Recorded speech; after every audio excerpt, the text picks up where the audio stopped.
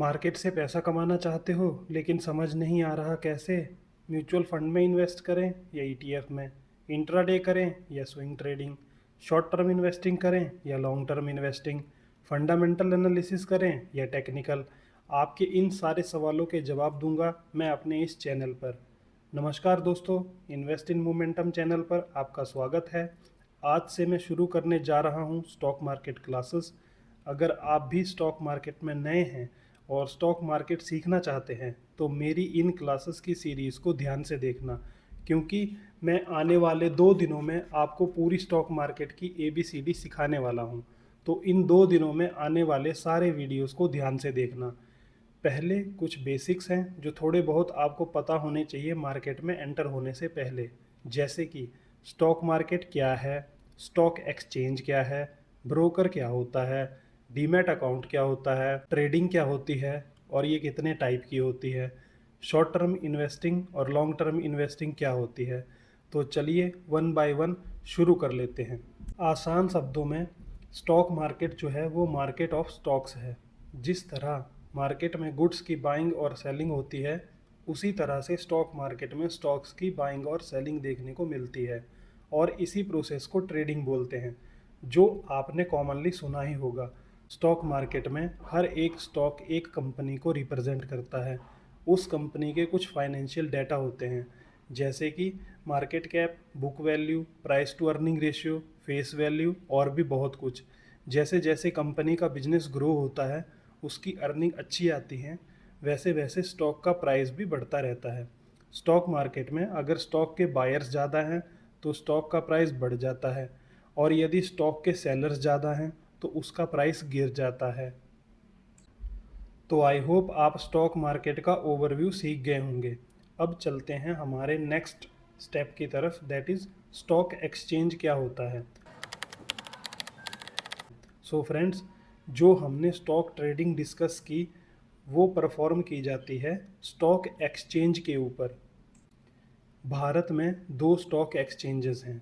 Number 1 NSE, that is national stock exchange. Number 2 BSE, that is Bombay stock exchange. इन दोनों exchanges के ऊपर stocks की बाइंग और सेलिंग की जाती है। आप किसी भी एक्सचेंज के थ्रू ऑर्डर प्लेस कर सकते हैं। अगर आप NSE से स्टॉक बाय करते हैं तो उसको BSE पे सेल कर सकते हैं, और यदि आप BSE पे ऑर्डर बाय करते हैं तो आप NSE पे उसको सेल कर सकते हैं। अब नेक्स्ट क्वेश्चन आता है कि इन एक्सचेंजेस पर ऑर्डर्स कैसे प्लेस करें, डायरेक्ट और इनडायरेक्ट। इस सवाल का जवाब है स्टॉक ब्रोकर। हम NSE या BSE पर डायरेक्ट ऑर्डर प्लेस नहीं कर सकते। इन दोनों एक्सचेंजेस पर आप किसी ब्रोकर की हेल्प से ही ट्रेडिंग कर पाएंगे। ब्रोकर आपके ऑर्डर को प्लेस करता है NSE या BSE के ऊपर। मार्केट में बहुत सारे स्टॉक ब्रोकर्स अवेलेबल हैं जिनके थ्रू आप स्टॉक्स बाय और सेल कर सकते हैं। कुछ टॉप ब्रोकर्स के नाम हैं अपस्टॉक्स, एंजल वन, जीरोधा, ग्रो, 5पैसा, Motilal Oswal and much more available in the market. अब दोस्तों, जैसे पैसों को रखने के लिए सेविंग अकाउंट की ज़रूरत पड़ती है, वैसे ही स्टॉक्स को रखने के लिए डीमैट अकाउंट की ज़रूरत पड़ती है। डीमैट अकाउंट आप किसी भी ब्रोकर की हेल्प से खुलवा सकते हैं। मैक्सिमम ब्रोकर फ्री में ही डीमैट अकाउंट ओपन करते हैं।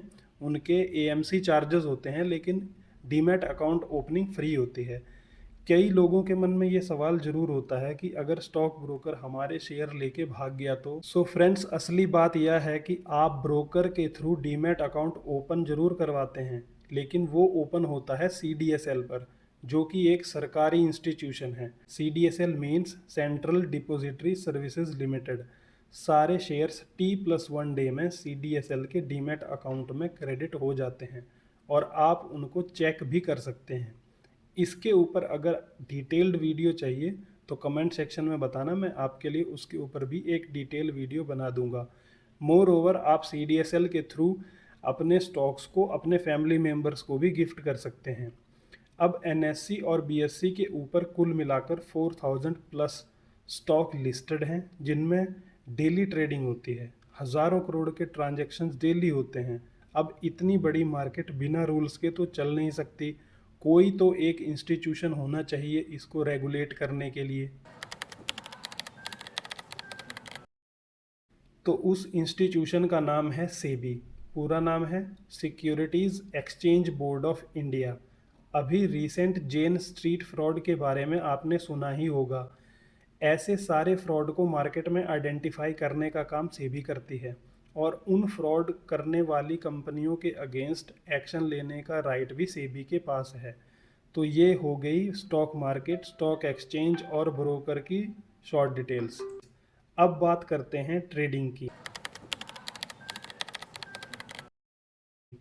ट्रेडिंग का हिंदी में मतलब है व्यापार और स्टॉक ट्रेडिंग मतलब स्टॉक्स का व्यापार।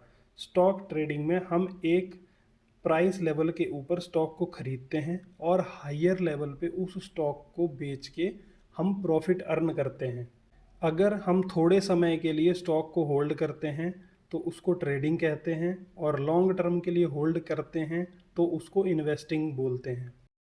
ट्रेडिंग भी कई तरह की होती है। ट्रेडिंग के टाइप्स तो बहुत सारे हैं लेकिन मैं अपने जो काम के हैं वही यहाँ पे डिस्कस करूँगा। नंबर 1 पर आती है स्कैल्पिंग, मतलब बहुत थोड़े समय के लिए स्टॉक्स को बाय करना और शॉर्ट प्रॉफिट लेकर उसको 3-4 आवर में ही सेल कर देना। इस टाइप की ट्रेडिंग में बहुत कम प्रॉफिट टारगेट किया जाता है। नेक्स्ट आती है intraday trading. Intraday means same trading day में स्टॉक्स को बाय और सेल करना। इसमें ट्रेडर्स शॉर्ट प्राइस मूव को कैप्चर करके प्रॉफिट कमाने की ट्राई करते हैं। बस इसमें कंडीशन ये होती है कि अगर आपने स्टॉक को इंट्राडे में बाय किया है तो 3:15 तक आपको उस पोजीशन को स्क्वायर ऑफ करना ही है, नहीं तो वो पोजीशन ऑटो स्क्वायर ऑफ हो जाएगी, चाहे आप प्रॉफिट में हो या लॉस में।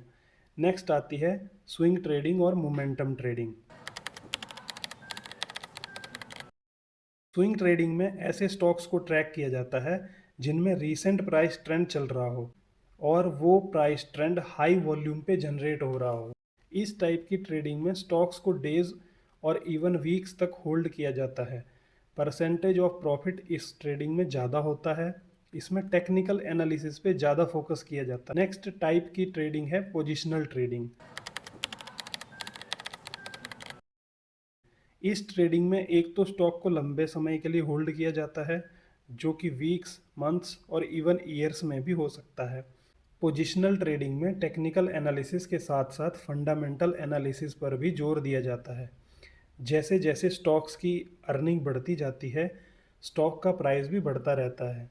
स्टॉक के फंडामेंटल्स में आते हैं अर्निंग्स, पी रेशो और उसका प्रॉफिट।